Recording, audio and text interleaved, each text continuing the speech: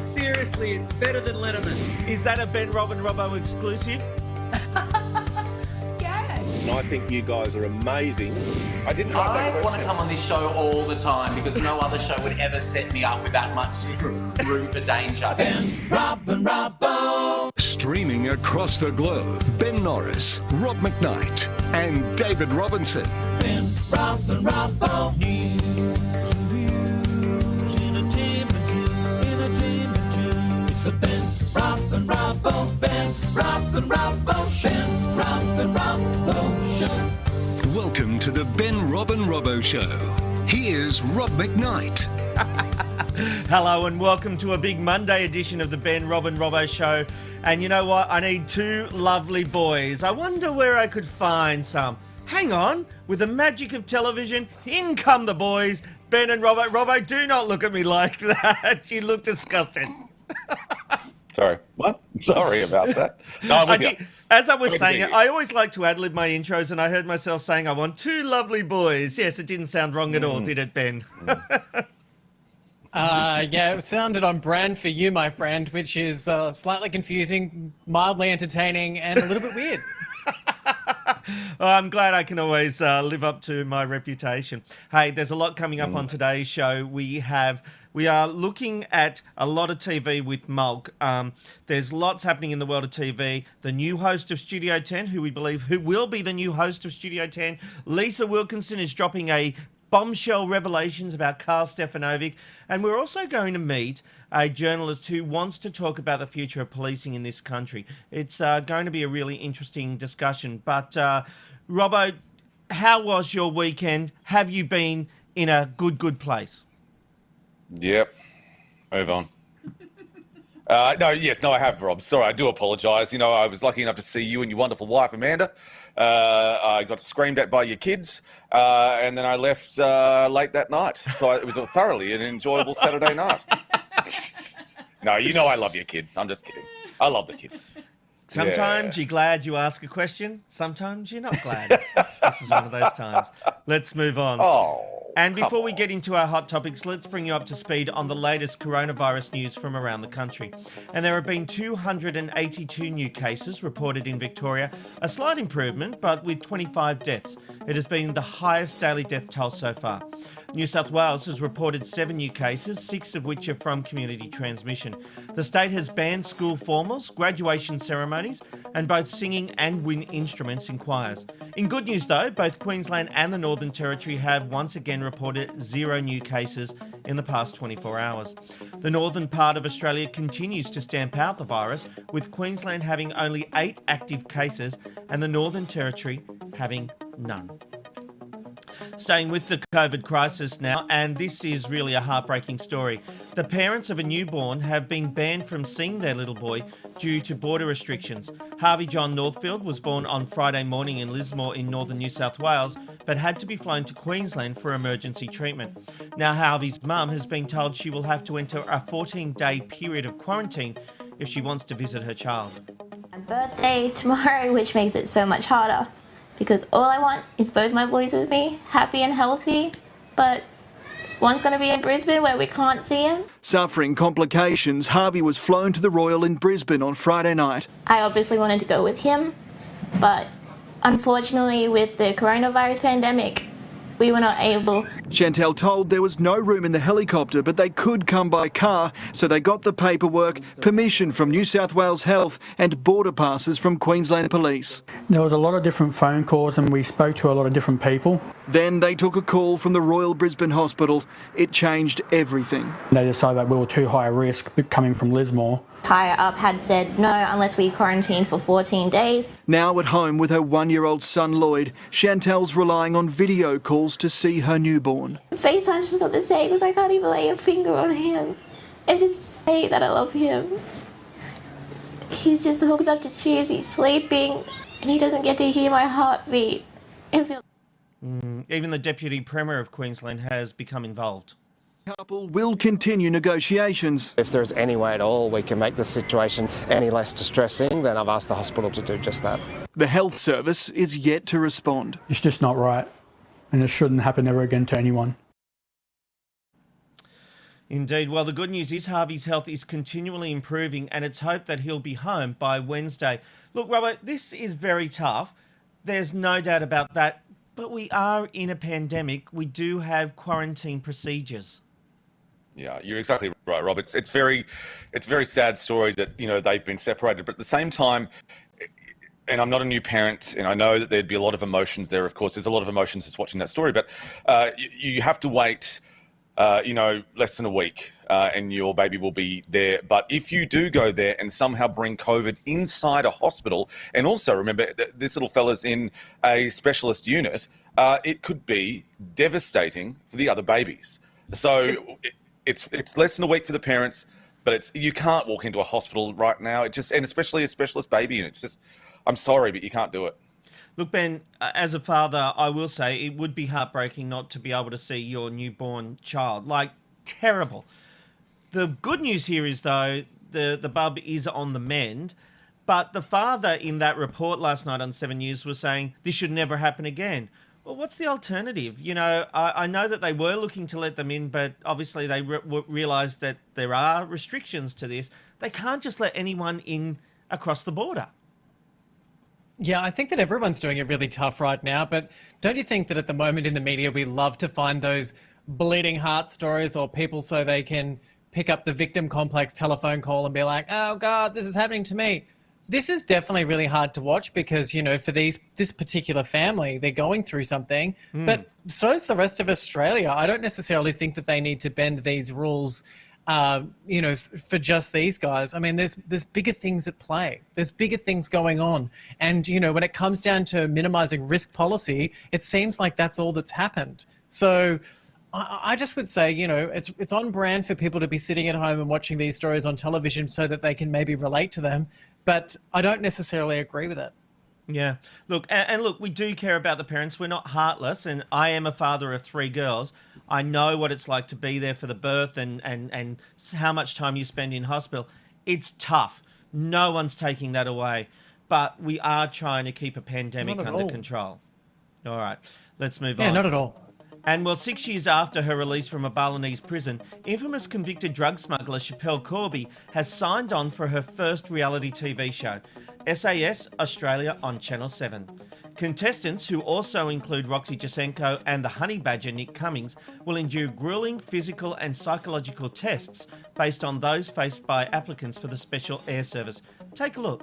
They've entered our world now. They will obey us.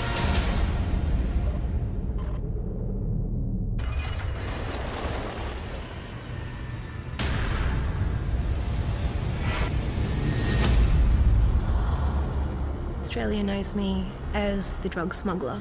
I want to change my life. Will it make them, or will it break them? This is SAS Australia.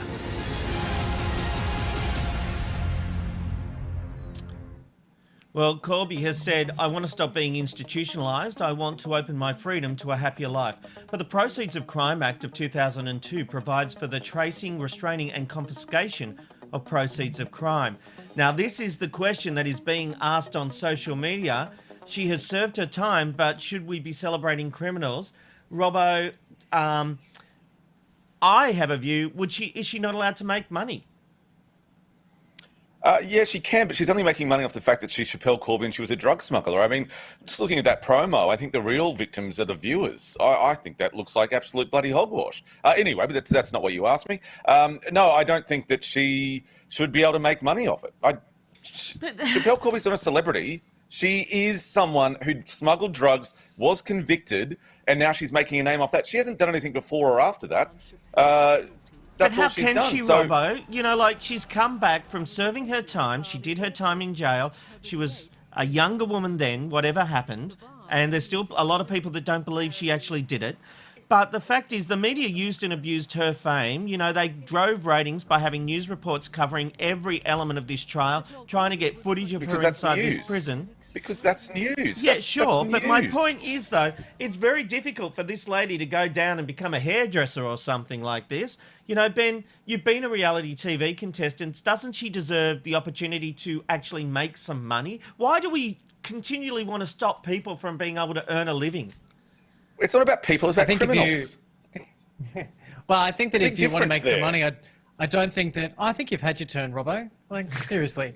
When it comes down to it, I think if you want to make some money, being a reality television star is not exactly the way forward. I mean, for me, it was okay because I won $250,000. But I mean, that's only one person out of 16. Now, when it comes to Chappelle Corby, she did do her time, but I don't necessarily think Australia is ready to see her on a reality TV show like this. You know, I think everyone is entitled to validation and redemption. And I guess, you know, we don't necessarily at the end of the day even know whether or not she was guilty, to be honest.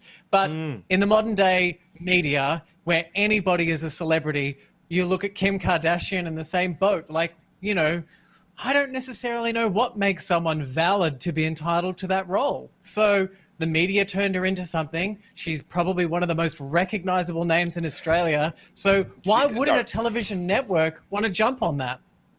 The media didn't turn her into something. She was news, you two. I can't believe you two were like going, it's just someone in the public and she's trying to make... It was news. We're not disagreeing with that, into a Robbo. star. No one has said it wasn't news. It was news. My point was Bender the said media that. got their pound of flesh out of this lady, and now that she didn't rush straight into doing something. She's come back to this country.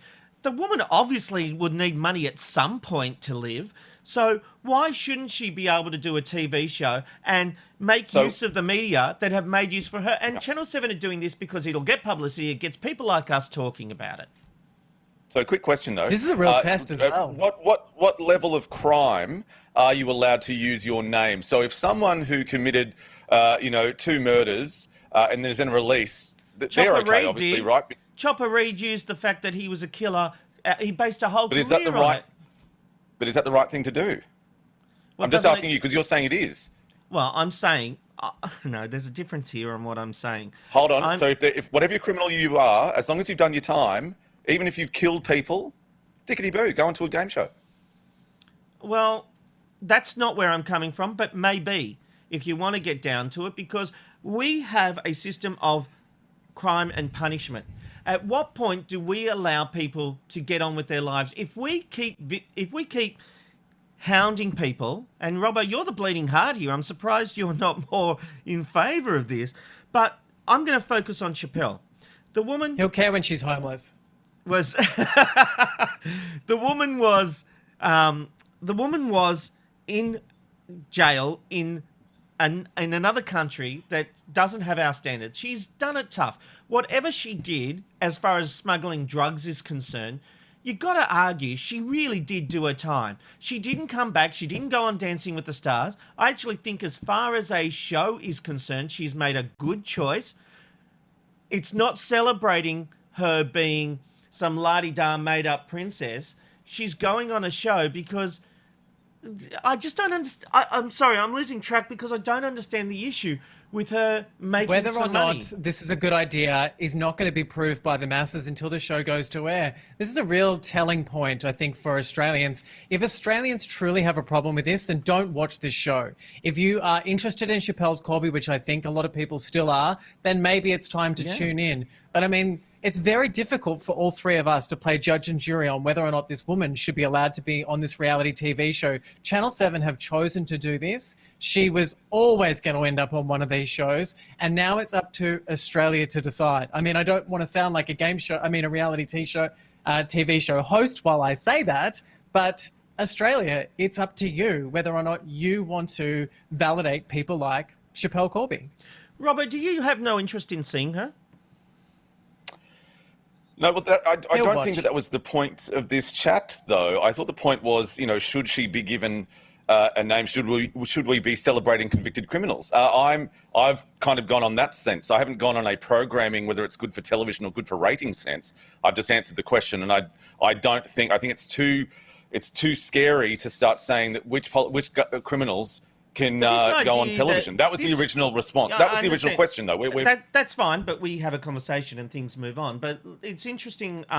You said we shouldn't be celebrating criminals. That's what we do. Look at the true crime genre, where we analyse and look at criminals. That's not celebration. Ted Bundy Bundy That's not is well, there's still People a are fascination with fascinated them. by this stuff. I just don't. That's a She cherry. fits into true crime. Celebration and fascination and analysis are all very different things, and celebration is Being very celebrated different on one to platform. fascinated. Yeah, but look, at the They're end two of the different day, words. you've got to hang on I a need to second, get a- boys, just I'll really get a quickly. dictionary. If you look, okay, can I just say, at the end of the day, television and media is about making money. And if you look at the reflection of the Daily Telegraph and what they've done recently, which is changing a lot of their narrative to writing stories about salacious celebrities, to then now writing salacious stories about the everyday Australian and crime, you can see crime does pay. People are interested. People are engaging. And up until the point where the general public chooses that they don't want to subscribe to that, we are going to continue to see more of it until we're drunk and intoxicated, and we probably, look to recover from that. Do you know what I'm saying? Robbo? I didn't know that was a question to me, and so no, I don't. I was hoping that you would answer that. No, look, he's saying if there's an appetite for it. No, he's saying if there's an appetite for it, that will drive it. But once again, what's your question? What's your question? The question was, okay, well, there's no doubt Channel 7 have vetted this and made sure it's not illegal. So what's the issue? Well, remember Channel 7 had some problems when they tried to interview her the first time, and they were raided by the AFP because and that was proven that the AFP interview. actually had to drop those charges because they found nothing. But they still investigate. She's still a criminal. What's your question at the end of this? Because the question of the whole topic was, should we be celebrating criminals? I answered that question, and now you're both trying to make me answer like different questions, whether it's about ratings or our, salacious appetite of crime. That's not about that. She's not going on there in a celebration of her crime, is she? She's not going to talk about it. She's there to do a reality show, about being in the SAS. So this has nothing to do with true crime because she's not going to talk about her crime. So what are we actually talking about here? Because basically it's turned into whether we should program criminals and TV ratings and money in reality shows. That's not what we were talking about. But this show is not about just sitting here and reading out a bag of fantails. Correct. You read out the fantail and then you have a discussion about it. And of course we were going to be led to this point where we discuss Schapelle Corby from a 360-degree point of view. And when it comes down to it, yes, on paper, do we celebrate criminals? No, we shouldn't. But do we? We kind of do. So let's talk about it now. Channel 7 have just hired Schapelle Corby. They're paying her, and she's going to be on a show that could very easily be a high-rated TV show. Do you have a problem with Schapelle Corby? I just don't know where. I'll go back again. I don't know where you draw the line as to what criminals you celebrate and put on reality shows. If it's just free reign. So if a pedophile does his time, but he's great. He can talk really well. Are we going to chuck him on that? No, it's about crime. We're talking about crime here. No, but we're talking about to look at everything. Surely there are individually. varying degrees. Exactly. Don't just come at us and start referring Schapelle Corby to being a pedophile. She's not a pedophile. You need to look at things individually and separately and then look at the circumstance. Did not say that Schapelle Corby was a pedophile. All right, move on. You just tried to liken her to that. Robbo, if we get a chance during the show, just do me a favour. Go and take those cranky pants off. That'd be great. Isn't it weird, though? If I agreed with him, I wouldn't have cranky pants. I'd have the right pants on. Move on. Next subject. Now you know how it works, Robbo. Welcome to the Ben, Rob and Robbo Show. It's only taken 69 episodes to work that one out. Wow. All right. Well, it's been 40 years since Azaria Chamberlain disappeared, and the phrase, "a dingo's got my baby," was born into Australian news and then worldwide pop culture. It has been referenced in many movies and shows, including this one. You're all the way in Australia. Hey, I think I hear a dingo eating your baby. I have lost my fiancé, the poor baby. Maybe the dingo ate your baby. Oh my God, Phil. Oh, Honey? no. Phil, a wild dog took my laptop. Seems like a missed opportunity. Let's go to the phones.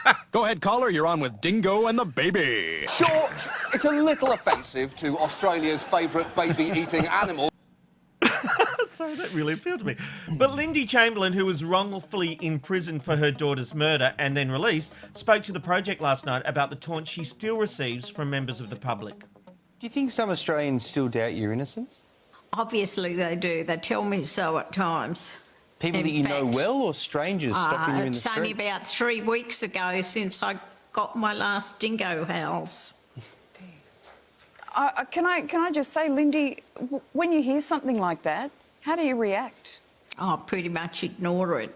What's the point? They've got the problem, not me. Yeah, look, it's tough. Ben, I remember when I was a kid and all this was happening in the early 80s, I remember my dad would be screaming at the TV saying, "She bloody did it! We all know she did it!" There was a genuine feeling in this country that this woman had killed her baby, and for her to go through that, it's quite shocking, isn't it? Yeah, look, 100%. But I mean, this is one of the things, like when it comes down to the ultimate water cooler moment, Lindy Chamberlain was the peak of that. It gave people a choice to be able to sit there and believe what they wanted to believe. And, 40 years later, people still have an opinion about this. And the reason why was because the media cut it up and distributed it like it was entertainment. And then you can't believe that, when you hear the stories that were manufactured by police and the narratives that people chose to pick to get that story across, you can't believe what people will still believe knowing the truth. But at the end of the day, that's exactly who we are here in Australia. Is we love to have our opinion about something. We love to be flipping the sausages at the barbecue and telling our mates and having a few brewskis what we think, So unfortunately for Lindy Chamberlain, she was right at the forefront of that. Yeah. Robbo, there was a feeling that most of Australia believed she was guilty. Have you felt a turnaround in your circles and your family that they now do accept that she was innocent? Well, remember, these are the problems that came up, that she was a Seventh-day Adventist. So, already she's not like the rest of Australia in the 80s.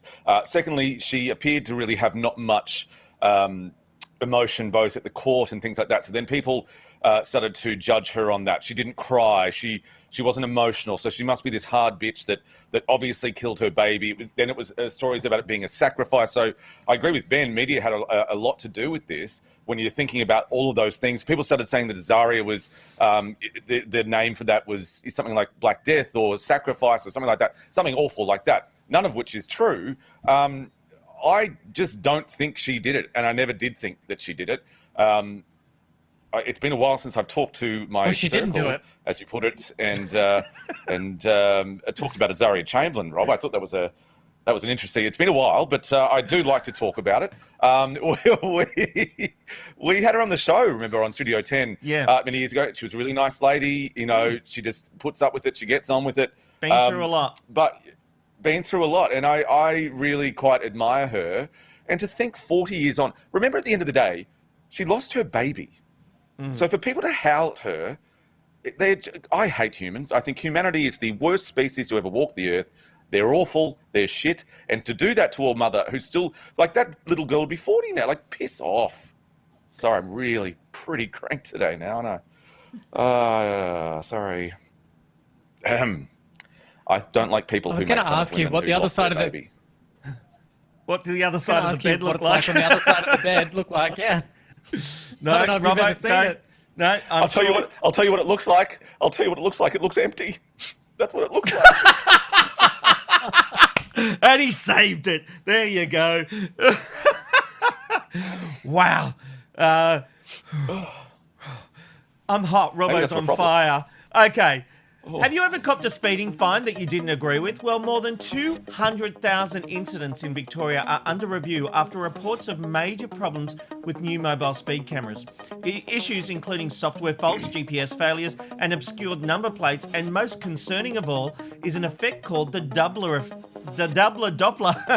that records some vehicles travelling faster than they actually are. One truck, in fact, was clocked at more than 110 kilometres per hour when half a second beforehand, that same truck had been recorded at 65 kilometres per hour.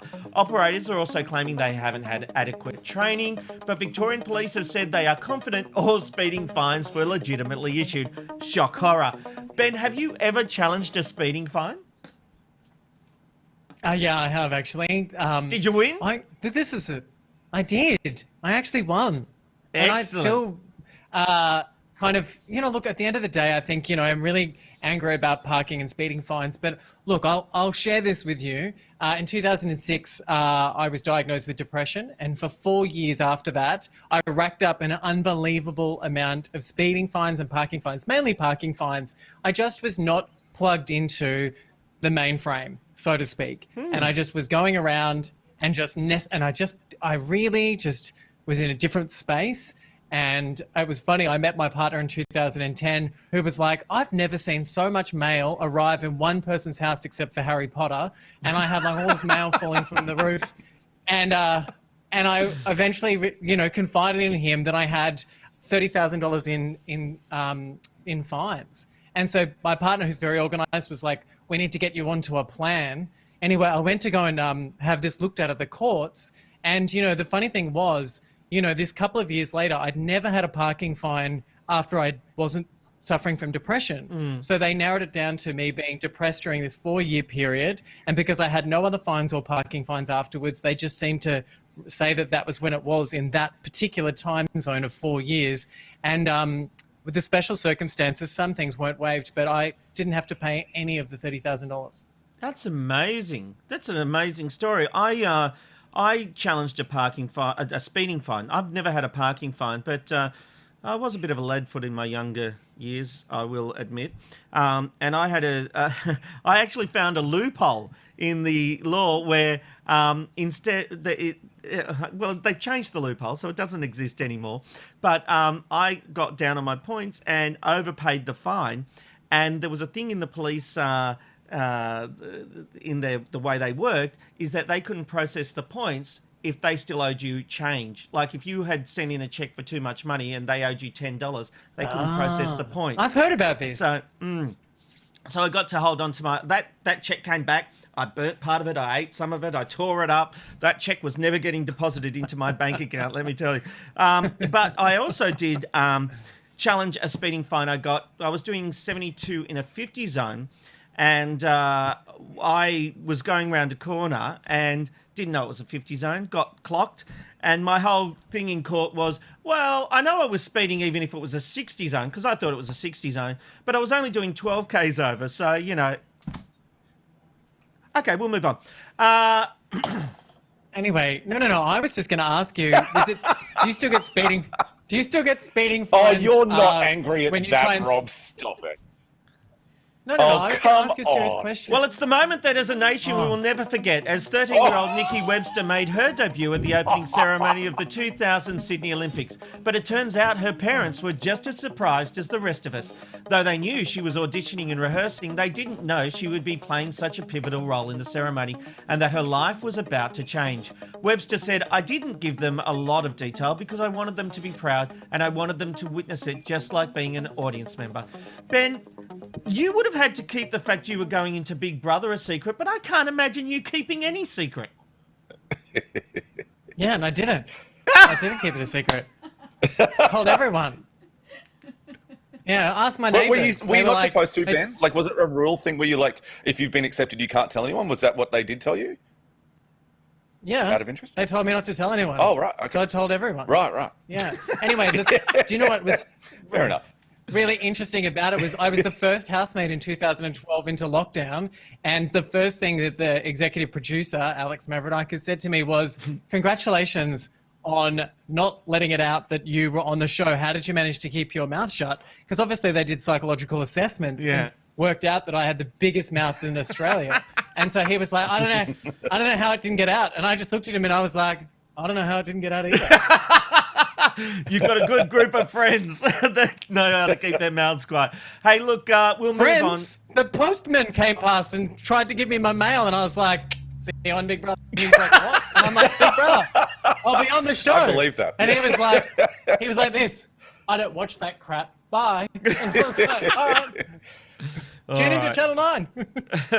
Well, look, moving on, and with the Black Lives Matter protests erupting around the world, and with everyone having a mobile phone ready to press record, it seems the magnifying glass is being focused on police now more than ever. There have been calls to reform, defund, or even abolish the force, but is Australia ready for that conversation? Journalist Osman Faraki has written an opinion piece called Policing is Part of the National Psyche, for the Saturday newspaper. And he joins us now. Welcome, Osmond, to the Ben, Rob and Robbo Show. Thanks for having me on. Really looking forward to the chat. Me too. Look, Osmond, I found your piece really insightful, and I agree with your take that crime and punishment has absolutely been used by politicians over the years to win elections. But what does the future of policing look like to you?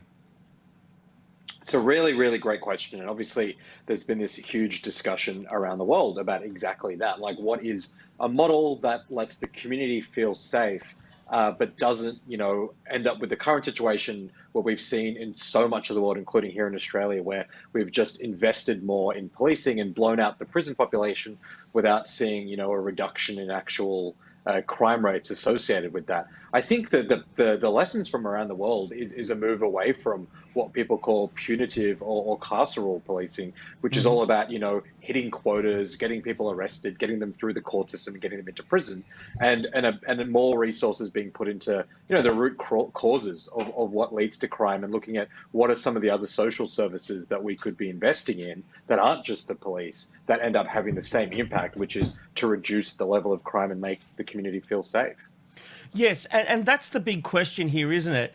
If we don't know where we're going, are our police force an issue? There's obviously a big disconnect with what's happening in America. We don't have the same issues here. Obviously, the incarceration of Indigenous youths is an issue, but where are we heading? What do we need to do, and do we need to turn our back on the police force that we've currently got? Yeah, I think, the comparison to America is interesting. I don't think you could say, when you're looking at the rates of, police killings in the States, that you could say that Australia has anything comparable to that. And that's not the point that I'm making at all. But in terms of the way that we rely on police to just run our society, in some instances were worse. You mentioned the incarceration rate of Aboriginal people. There's a story in the Herald today that says that Aboriginal people are twice as likely to go to prison for the same crimes as non-Aboriginal people. And in some areas of the country, particularly in regional towns with high Indigenous populations, there's more police there per capita than some of the highest police places in America, places like New York, Chicago, and LA. So it's not, while we don't have the same level of, police violence and police killings as the States, as far as, the general presence of police and the way that is being used to target particular communities, in some instances, we're worse off. And I think that's something that we need to take a step back and look at, because the history for the last few years has been just more police. In Victoria, New South Wales, Queensland governments have committed to just putting more money into the police force. They're the only, public sector institutions that are exempt from, wage caps and efficiency dividends. And it's just not clear that that strategy is working. Well, I'd say that some of those statistics are pretty harrowing, but look, Australia has always had a lot of our frontline workers who risk their lives, whether that's the police, fireys or doctors. Do you think, or do you worry that these kind of conversations may encourage disrespect towards them? Yeah, look, that's a really fair question. And there is a risk in terms of how a conversation like this ends up playing out on the front lines. And I think the point that I would make is that the conversation and the focus shouldn't be on individual frontline workers, including police. It should be on the broader decisions being made around how we deal with these issues. It's obviously not an individual police officer's fault if they've been hired to do a particular job, or they're enforcing a particular law, or they've got a quota to meet. That's not on that individual. And I'm not calling on anyone to disrespect, frontline workers doing their jobs. The question is much more about government decision making and whether they've set the right framework. And I think if you speak to some police officers, and I've spoken to police officers, over the years in my reporting, and then even in the last couple of months, looking at the way that police have been used to deal with public health issues. And a lot of police officers aren't happy with being used that way. They don't feel like they've got the training or the protective equipment or the support from the community to do frontline healthcare work. So this isn't about pitting police officers against the community. It's about creating a model that works for everyone. Now, this is the point, and this is the question, isn't it? What the model is, because we've all grown up with the police force and we learn to respect the police. And I do think, and I'll come back to it again, Australia is a very different situation to the US. The US, I do believe policing has been out of control. In Australia, we have some bad incidents, but I do believe on the whole, our police force is good. Is that a naive feeling? Oh, look, it depends on what you're trying to solve with this, right? And I think the issue around the model is like, let's think about, I think the way that most people's experience of how police operate and what their understanding of the way police work is through, the most severe kinds of crimes, right? Like most people would be watching, true crime is a genre that's so popular in Australia. And that's focused on the way police are used to stop really horrendous crimes like murders, sexual assaults, serial murders, that sort of stuff. But most policing doesn't work in that space. It works on much lower levels of crime. And what we've seen over the last few decades has been an expansion of policing into areas that are even more, I guess, what you'd call low-level areas of crime. And that's not normal. It's not actually the model from a lot of the world. We're seeing calls around the Anglosphere in particular that is based on a more kind of European model of policing where people who've got mental health call-outs, for example, or low-level drug offences, that police aren't being used to deal with those offences. It's healthcare workers, it's social services. In Australia, we still rely on policing for that sort of stuff. And there's real question marks as to whether or not throwing someone in prison for a low-level drug crime or even having police deal with people who are having a mental health episode is the right way to deal with that. So there's two separate issues. There's one is how do we keep the community safe from, violent crimes? And obviously, healthcare workers and social services aren't the way to deal with that. That's probably a space where police should be spending their resources and where the priority belongs. But for a whole raft of other incidents that are much more about just day-to-day social functioning, are police the right way to deal with that? I'm not sure that they are. No, and I've got to agree with you there, Osman. I think you raised some very important points about what police should and shouldn't be attending. Let's talk now about something that you talk about in your articles, penal populism. What is that, and can you tell us more information? Yeah, it's a really fascinating concept, and it was defined in the 1990s by criminologists who were looking at this phenomenon that only really started to appear in the 80s in America and then in the 90s in countries like New Zealand and Australia. And it was essentially politicians who were trying to get re-elected using police and law and order as a tactic for that, basically. So even though the crime rates were stable or already declining, you saw politicians talk about particular incidents of crime that really worried the community. You saw politicians working quite closely with the media, particularly tabloid media, to create a sense of fear in the community that crime was out of control. And then politicians would say, oh, whoa, you're really worried about crime? Well, we've got the response for you. It's hiring more police officers. It's punishing people with mandatory sentencing. And the community who were concerned by that level of crime, because it's what they were being told by their leaders, would then vote for those political parties. And it was pioneered by conservatives in the US, then adopted by conservatives in Australia. But now it's a bipartisan issue. You see both Labor and coalition parties beat the law and order drum, as it's called. And it's been a really defining part of Australian politics, particularly at a state level since the mid-90s. And it's just, every election you will see both parties offer tougher laws, more resources for police, just as a way to, I guess, tap into that community concern. Well, that's absolutely the thing. It is hard to have an adult conversation about these issues because there's politics involved. And as soon as a politician shows weakness on an issue like going soft on crime, they're pretty much dead in the water. But look, certainly a lot to talk about. Thank you very much. You can hear more of Osman's work on the 7 a.m. podcast. Osman, thank you so much for being on the Ben, Rob and Robbo show today. Thanks so much, Ben, Rob and Robbo. And it was great to chat about this with you guys. It's the red light shot of the day. Where are you going today? You never know where you'll end up with the red light shot of the day. And today we're taking you to Victoria Harbour in Hong Kong. It's a partly cloudy day today with a top of 31 degrees after a low of 26. I think we're really zoomed in there again, aren't we? Let's take a look at some feedback coming through to the Ben, Robert and Robbo show today. As always, Rob, you are correct yet again. Thank you for giving us a voice. Oh, how'd that one get through? God. How'd that one get through? No idea. Did you pay her to say that? You pay her. Don't say that. Mary is your big fan, Ben. She's always... that's why I had to put that one in. Gay says, not wanting to watch SAS has nothing to do with Chappelle Corby. Jan says, I love when you guys have a difference of opinion. They make me rethink my thoughts. Well, thank you, Jan, because that's what I want. We don't plan our conversations. They're just off the cuff. Sometimes we agree, sometimes we don't, but it's always interesting. I'd like to think. Next up, we've got Matthew. It's so refreshing to see respectful debate where differences of opinions aren't hung on to forever and a day. Justine says, Robbo, I 100% agree with you in regards to Corby. I think she shouldn't be able to make money off committing a crime.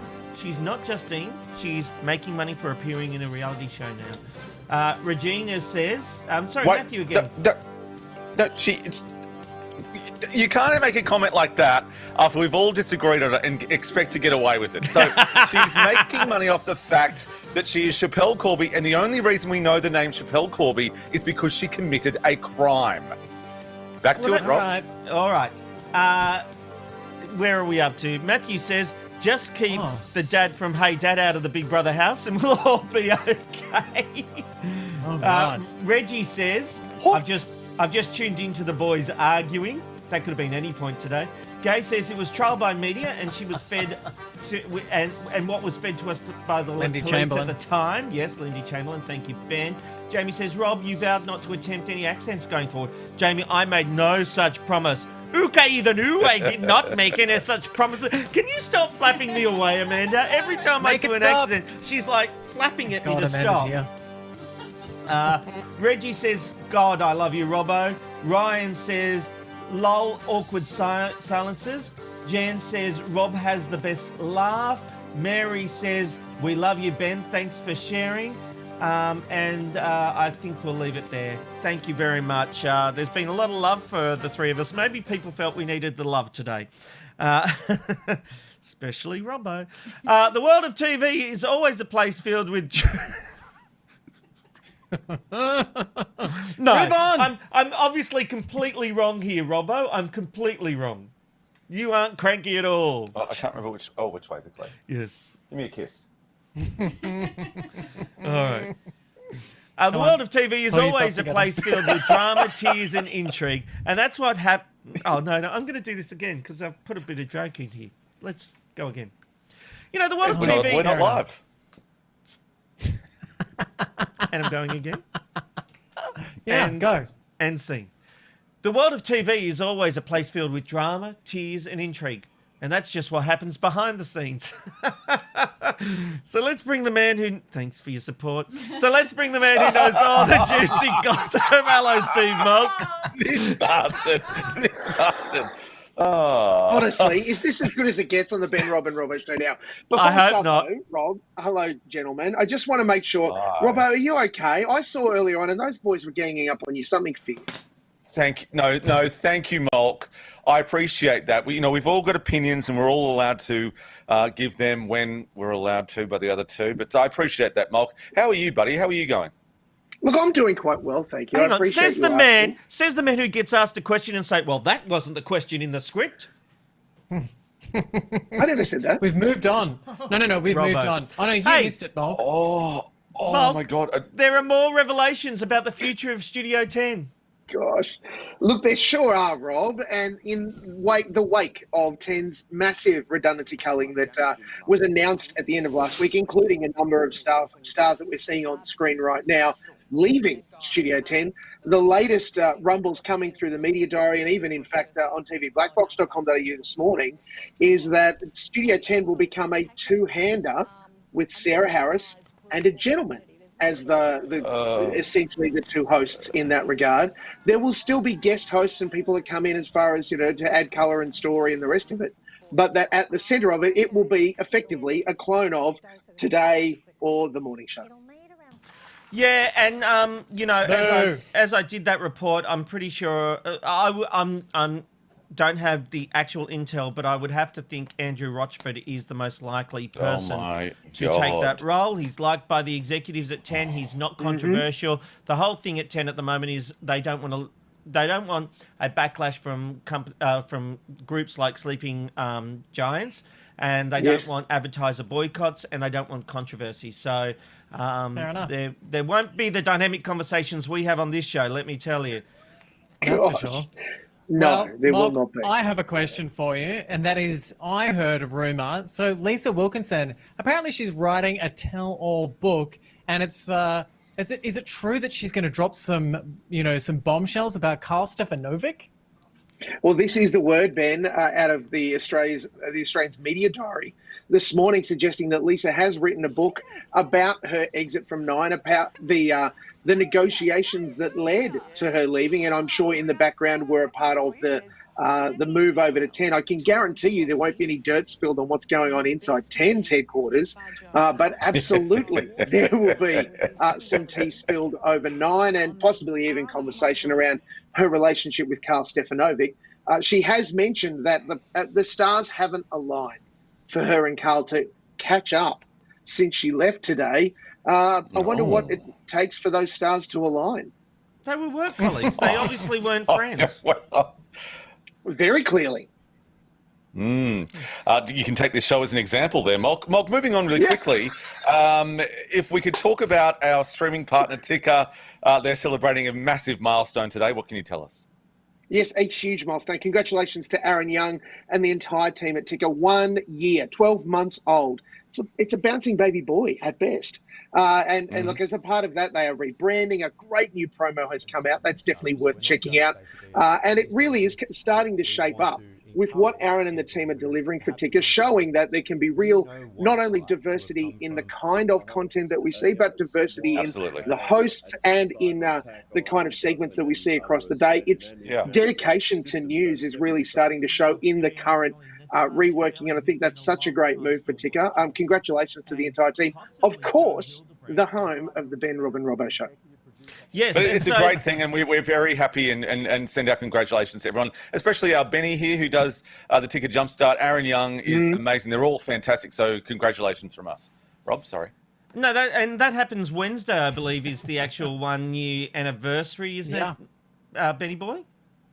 Yeah, absolutely. I think I get a little prize as well. Apparently, at some stage, you'll be able to pop into the office and there's a little gift bag for me. So I'll get back to you on what's in the gift bag. Hopefully, it's not a redundancy. But wait. So you're getting a gift bag. I mean, I know you work there, but we've certainly supported that network a fair bit. Molk as well. Are we getting a gift bag? Good question, Robbo, because last time Aaron showed champagne, it certainly didn't arrive. I can guarantee you there's a special gift bag for contributors such as you guys on the Ben, Rob and Robbo Show that include an empty can of Coke and a half-eaten packet of chips. I'll take it. I'll take it now. Well, Molk, thank you very much. We look forward to seeing you again next week. Thank you very much for that. Thanks, Molky. I look forward to this and all the conversations that will come on the TV Black Box podcast this week. Which we are recording tonight and will be in your podcast feed tonight / tomorrow morning. So thank you, Molk. We look forward to your commentary there. Okay. All right. Now it's time to find out what's happening in the world of entertainment. And for that, there's only one man who could possibly bring it to us. Benjamin J. Norris. Delta's latest single, Paralysed, has made headlines over the weekend. Tell me why. Well, yeah, shockingly, Delta Goodrem has opened up about the terrifying secret health battle that she had, which left her unable to speak following complications from a surgery. The 35-year-old singer shared the story on Instagram on Sunday, explaining that the issues had arisen when she had her salivary gland removed at St Vincent's Hospital in Sydney 2 years ago. Goodrem explained that she woke up from the surgery to discover a paralysis of a nerve in her tongue, which apparently which made her unable to speak, which you can imagine would be so hard to deal with, especially when you're a singer. But look, in a confronting video that was uploaded onto social media and dated October 2018, the voice star can be seen struggling to communicate while hooked up to tubes in a hospital. Check it out. I don't want to go out. I'm super embarrassed. I'm just over it. Over it. Just trying to stay positive. My livelihood is my sound. Well, she's now explained to her fans that she kept this health battle private for so long and hasn't really been ready to share it. However, it's all now been laid bare, and in a newly released song, Paralyzed, which was inspired by that difficult period, I'll tell you, it's brave for Delta Goodrem to be able to share that. You can think of lots of very famous singers who lost the ability to sing, like Julie Andrews, and even Olivia Newton-John suffered some cancer, which was a huge problem for her singing career. So look, Delta Goodrem, I think it was a brave move for her to be able to share that. And the song Paralyzed is quite good. It's amazing. Nicely said, Ben. I totally agree with him. We send our thoughts to Delta. We love her. Tell me, The Crown, one of my favourite shows on television. It's gearing up to enter its next phase of production. Who is going to be on the screens? Yeah, thanks, Robbo. Look, The Crown has found their Princess Diana. Look, there'd been lots of talks about Princess Diana being the subject of the next couple of series. Now, Elizabeth Debicki, who will be seen in the next Christopher Nolan movie, Tenet, has been cast as the late famous royal in the 5th and 6th season of The Crown.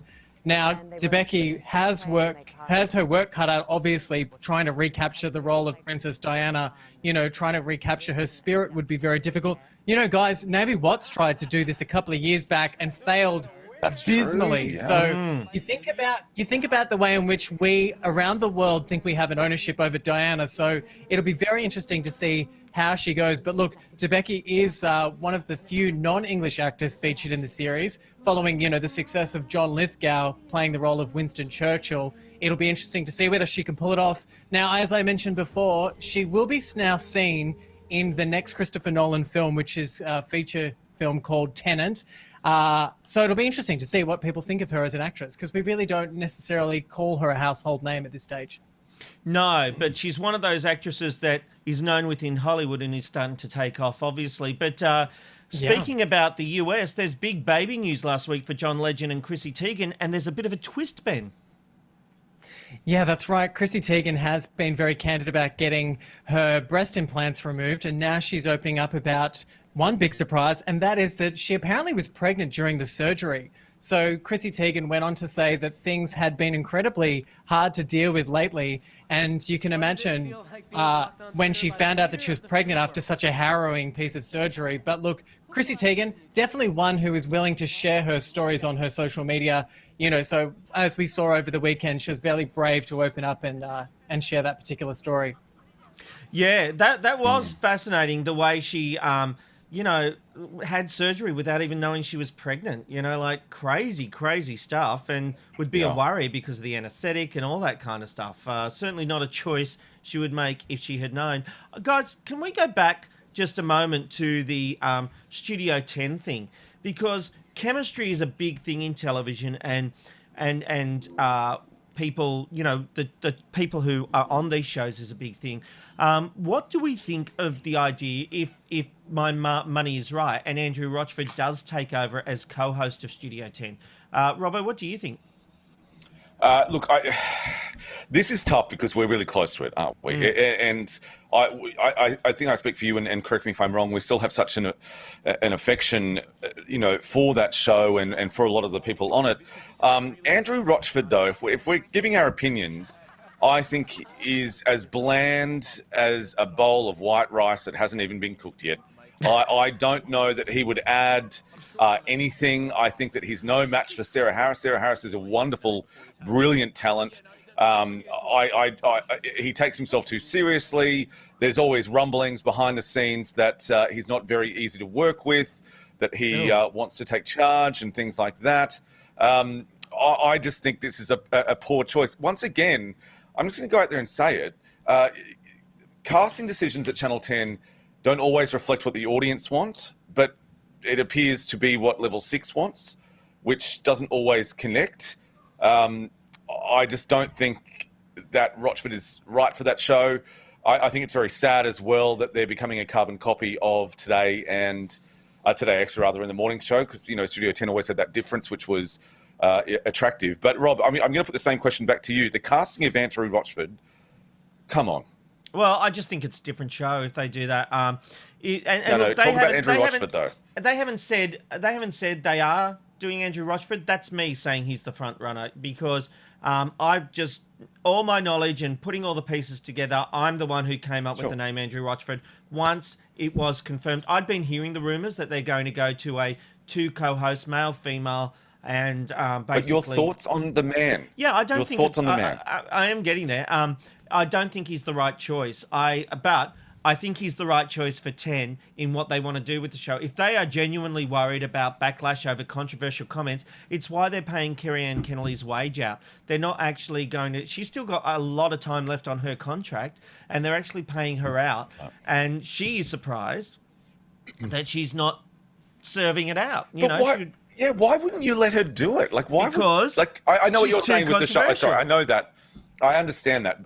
It's crazy, isn't it? Like, yeah, it is. Anyway, the show. If money's an issue, and you've still got to pay her, then yeah, sorry. Yeah, but some things are editorial decisions, and Ben, the fact is that maybe there is a market if you reduce all the costs and you do a simplified version. You've got to look at what we used to do with Studio 10. It was a variety show in the morning, and it did make money. I want to put that on the record. It absolutely did make money, and it rated.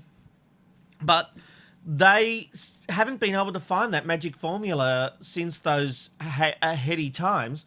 They do have to do something different. Maybe it's just a safe bet.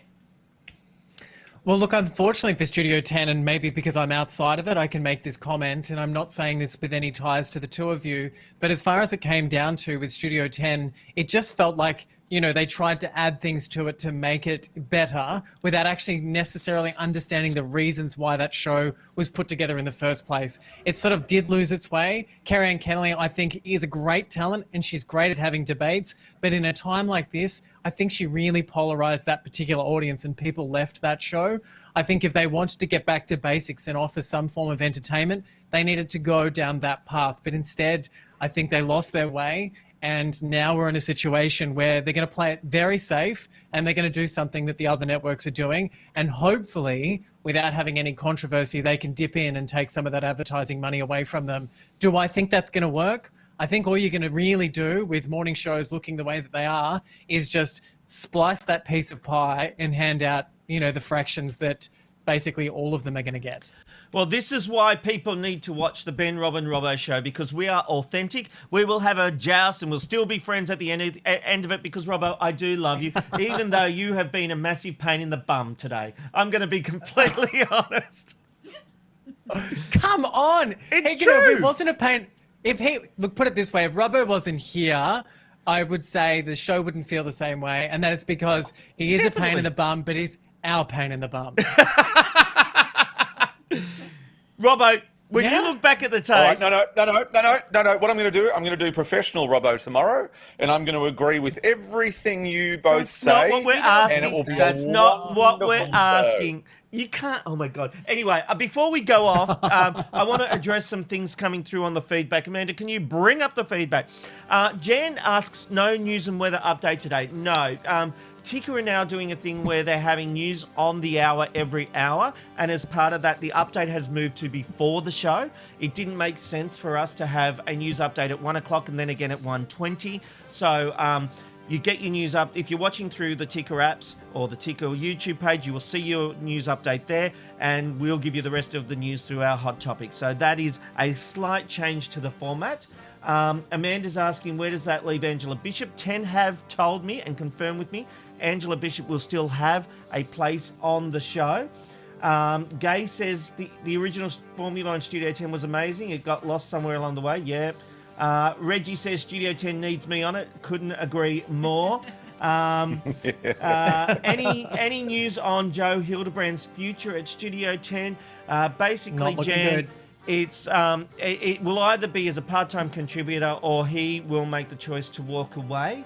But he won't be there on a full-time basis, is what we heard.